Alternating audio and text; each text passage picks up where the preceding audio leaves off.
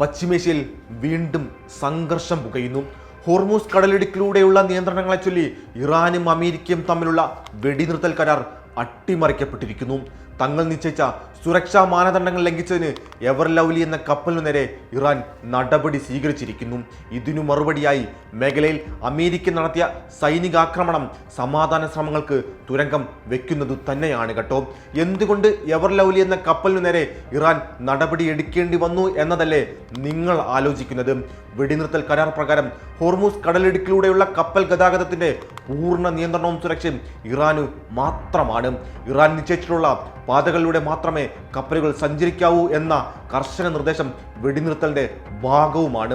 എന്നാൽ ഈ ചട്ടക്കൂടുകൾക്ക് പുറത്തുകൂടി മനഃപൂർവ്വം പുതിയ പാതയിലൂടെ സഞ്ചരിക്കാൻ ശ്രമിച്ചതോടെയാണ് ഈ കപ്പൽ നേരെ നടപടിയെടുക്കാൻ ഇറാൻ നിർബന്ധിതമായത്. വെടിനിർത്തൽ മാനദണ്ഡങ്ങൾ പാലിക്കാത്ത ഏതു കപ്പലിനും ഇത്തരം നടപടികൾ നേരിടേണ്ടി വരുമെന്ന് നേരത്തെ തന്നെ അവർ വ്യക്തമാക്കിയതുമാണ്. അതുകൊണ്ട് തന്നെ അവർക്ക് സ്വന്തം പ്രദേശത്തെയും അതിർത്തികളെയും പ്രതിരോധിക്കാനുള്ള അവകാശം ഏതൊരു പരമാധികാര രാഷ്ട്രത്തെ പോലെ ഇറാനുമുണ്ട്. കരാറിലെ തത്വങ്ങൾ പാലിക്കുന്നതിൽ ട്രംപ് ഭരണകൂടം പൂർണ്ണമായും പരാജയപ്പെട്ടിരിക്കുകയാണ് കേട്ടോ. കാരണം വെടിനിർത്തൽ ധാരണ തെറ്റിച്ച കപ്പലുകൾക്കെതിരെ ന്യായമായ നടപടി സ്വീകരിച്ച ഇറാന്റെ സിറിക് തുറമുഖത്തിന് നേരെ ഇന്നലെ അമേരിക്ക ആക്രമണം നടത്തി. ഇതിനെ കയ്യേറ്റമായും വെടിനിർത്തൽ കരാർ ലംഘനമായുമാണ് ഇറാൻ ഇപ്പോൾ കാണുന്നത്. ഇനിയൊരു ആക്രമണം ഉണ്ടായാൽ ശക്തമായ തിരിച്ചടി ഉണ്ടാകുമെന്ന് തന്നെയാണ് ഇറാന്റെ റവല്യൂഷണറി ഗാർഡും പറഞ്ഞു വയ്ക്കുന്നത്. ഇതിനിടെ മറ്റൊരു കാര്യം കൂടി അമേരിക്കയിൽ സംഭവിക്കുന്നുണ്ട് കേട്ടോ. പരുക്കേറ്റ സൈനികരുടെ വിവരങ്ങൾ മനഃപൂർവ്വം അമേരിക്ക മറച്ചു വെക്കുന്നു എന്നതാണത്.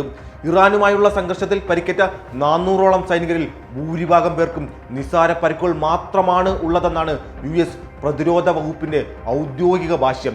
എന്നാൽ ഡ്രോൺ ആക്രമണത്തിൽ ലോഹച്ചേളുകൾ തറച്ചു കയറിയും മസ്തിഷ്കാഘാതം സംഭവിച്ചും ഗുരുതരമായി പരിക്കേറ്റ സൈനികരെ പോലും നിസാര പരിക്കുകൾ എന്ന പട്ടികയിൽ ഉൾപ്പെടുത്തി അർഹമായ ചികിത്സ നിഷേധിക്കുകയാണ് അധികൃതർ സത്യത്തിൽ അവിടെ ചെയ്യുന്നത്. ഈ വഞ്ചനക്കെതിരെ സ്വന്തം സൈനികരുടെ കുടുംബങ്ങൾ തന്നെയാണ് ഇപ്പോൾ തെരുവിൽ ഇറങ്ങിയിരിക്കുന്നതും. സ്വന്തം സൈനികരുടെ യഥാർത്ഥ അവസ്ഥ പോലും മറച്ചു വെച്ചുകൊണ്ട് ആക്രമണം തുടരുന്ന അമേരിക്കൻ നിലപാട് അപലപനീയം തന്നെയാണ്. സമാധാനം ആഗ്രഹിക്കുന്ന ഇറാൻ വെടിനിർത്തൽ കരാർ പാലിക്കാൻ എപ്പോഴും തയ്യാറുമാണ്. എന്നാൽ യുദ്ധക്കൊതി പൂണ്ട യാങ്കി ഭരണകൂടം അതിന് തയ്യാറാണോ എന്നതാണ് ലോകം ഇപ്പോൾ ചോദിച്ചുകൊണ്ടേയിരിക്കുന്നത്.